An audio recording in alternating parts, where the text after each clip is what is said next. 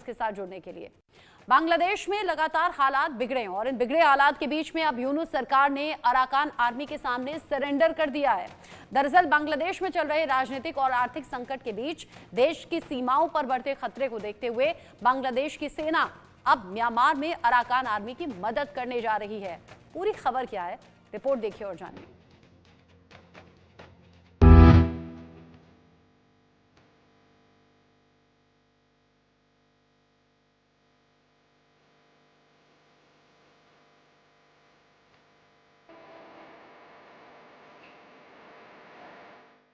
Arakan army के सामने बांग्लादेश की निकली हेकड़ी। अराकान आर्मी के आगे यूनुस का सरेंडर। म्यांमार के गृह युद्ध में बांग्लादेशी आर्मी की एंट्री।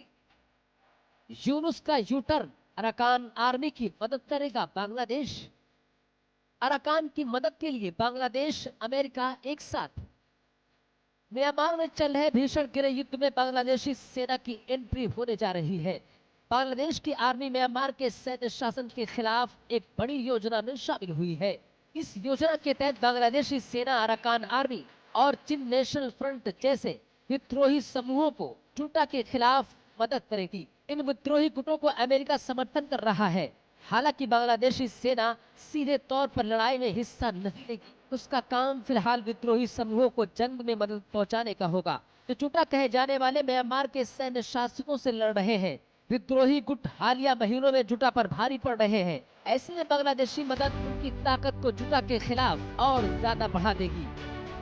रिपोर्ट के मुताबिक बांग्लादेशी सेना म्यांमार के विद्रोही समूहों रसद आपूर्ति और दूसरी जरूरी चीजें मुहैया कराएगी। बांग्लादेशी सेना की 10वीं, 17वीं, 24वीं डिवीजन इस काम के लिए चुनी गई है।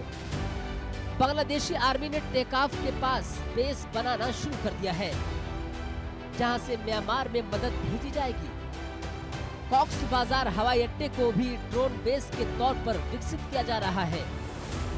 यहां से तुर्की निर्मित ड्रोन उड़ान भरेंगे और रखाइन में विद्रोहियों की मदद पहुंचाएंगे।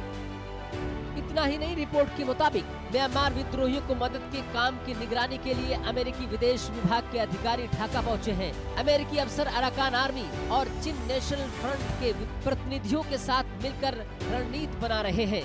बांग्लादेशी आर्मी के अफसर भी इन बैठकों का हिस्सा है। रणनीति तैयार होने के बाद बांग्लादेशी आर्मी मदद शुरू कर देगी। म्यांमार के साथ बांग्लादेश एक कॉरिडोर बनाने पर भी काम कर रहा है। इस गलियारे का इस्तेमाल 80,000 रोहिंग्याओं को वापस उनके घर रखाइन भेजने के लिए किया जा रहा है। रखाइन राज्य में प्रभाव बढ़ाने पर बांग्लादेश इस योजना पर काम कर रहा है। बांग्लादेश की सीमा से लगे म्यांमार में लड़ाई तेज होने से बांग्लादेश की सेना के सामने असमंजस की स्थिति खड़ी हो चुकी है और अब बांग्लादेश ने अराकान आर्मी की सहायता करने का फैसला किया है। गौरतलब है कि कुछ समय पहले म्यांमार से संबंध रखने वाले अराकान आर्मी ने बांग्लादेशी क्षेत्र पर कब्जा कर लिया था।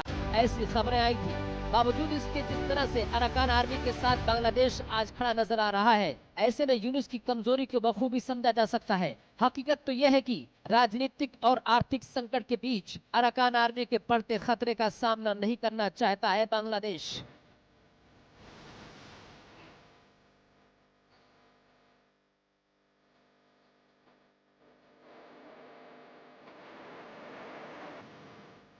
Bureau report, India news. उधर शेख हसीना ने एक बार फिर से यूनुस पर